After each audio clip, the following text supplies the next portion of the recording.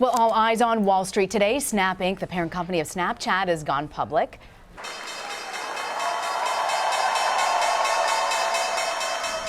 And this comes one day after the market closed above 21,000 for the first time. So what will this mean for the Snap's debut on Wall Street? We have a panel of experts joining us to help us through it all. CNET editor Dan Ackerman joins us from the CNET Tech Studios. Myles Udland is a markets correspondent for Yahoo Finance, joining us from the Yahoo newsroom. And Bloomberg business reporter Dani Berger is here with us on set. All right, so listen, Dani, this is a big deal, but this company is being valued at $24 billion. That's nearly 60 times its 2016 revenues. It's a much bigger valuation than Facebook 5 years ago. What do you make of those numbers? Right, so it's about 2 times as expensive as Facebook, about 4 times as much as Twitter.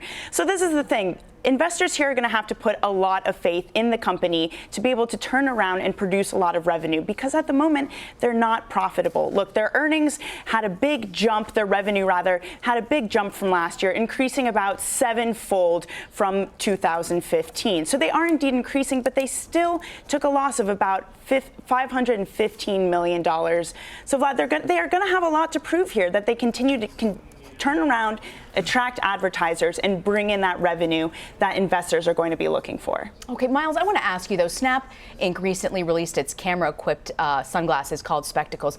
As Dani was talking about, I just don't understand the fact that you have a company here that had a net loss, last year of over $500 million, but they had profits that were a 7-fold increase. So is this device, is this sunglass thing, going to help them turn that tide?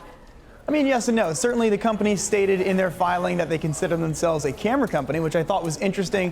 Most people consider them a social media company, right? So they're, in theory, competing with Twitter and Facebook. But I think Snap views themselves sort of as a Viacom for the next generation, right? They want to capture the advertising revenue that is going to be targeted at the millennial generation and, of course, even younger generations. So if those folks aren't watching TV, whether they're, capturing things on things like a spectacle, there was a report earlier this week, they're looking at having drones with snaps on it, right? So they want to basically just find different ways for people to create snaps, which of course they can then sell advertising against. And they really want to play in that pool where advertising money sort of is sitting now, but in the future is likely to move elsewhere.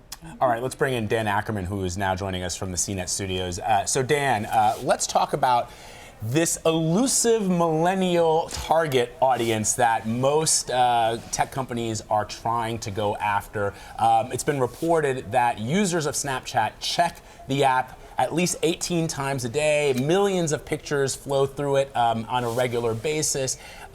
What's your expectation? I mean, a lot of people thought Twitter was that company. Immediately after it came out, it went down.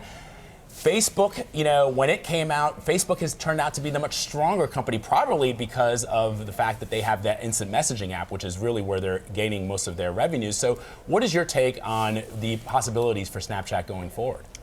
It's so interesting because we talk about this millennial audience and how ethereal they are and how hard they are to sort of define, and that perfectly mirrors what Snapchat does, where the content that you put on it is largely ephemeral. It disappears, after a day. It's very hard to archive it, and that is what people like about it. It has this sort of immediacy and authenticity, or at least it has a perception of that, which number one brings in that millennial audience, but number two also makes it harder to monetize against and makes it harder to sell traditional advertising. And what they're doing right now is trying to convince very traditional companies to advertise in this non-traditional way.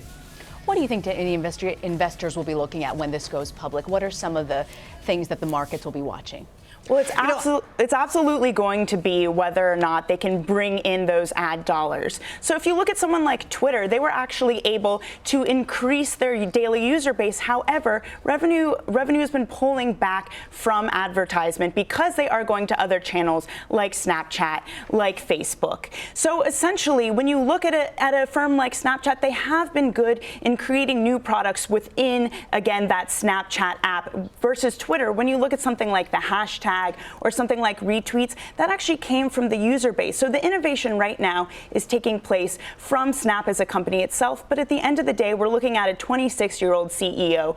All eyes are going to be on him to see whether or not he can deliver on their promises in their IPO. Do you think it's a problem that they have similar users to Facebook, which has their own sort of video messaging app? 158 million for for Snapchat, 158 million for Facebook through Instagram. Is that a problem for them?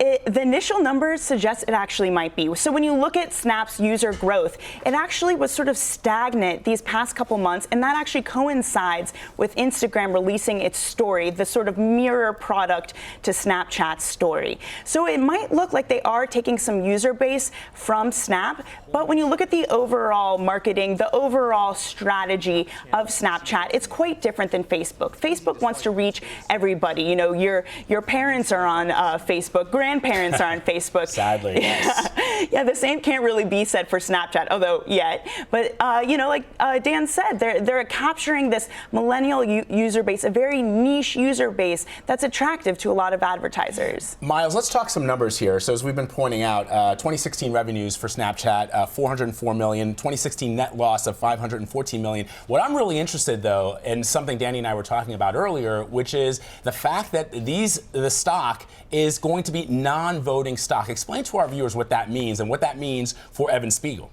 Right, so it basically means that Evan Spiegel and his co-founder Bobby Murphy will retain complete control of Snapchat. So if you are buying a piece of Snapchat, you are getting a piece of potential future profits, but you as an investor will have no say in the future operations of the company. This is sort of a thing we have seen begin to crop up among other tech companies. Facebook has a dual-class share structure. Google has a dual-class share structure. And what that basically means is that the founders, board members, executives retain the voting rights, so the ability to yay or nay any proposals or any initiatives the company takes, while you, a shareholder, are sort of only able to sit back and kind of go along for the ride.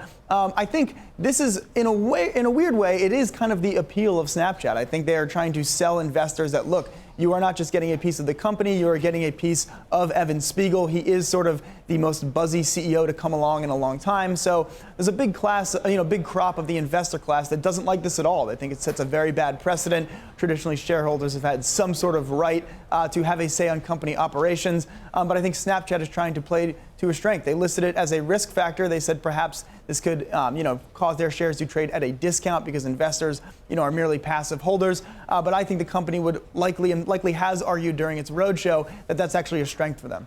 Dan, this is the first tech company this year to be listed in the U.S. I'm curious about sort of the sense of the market right now. It's just doing so well, rallying well.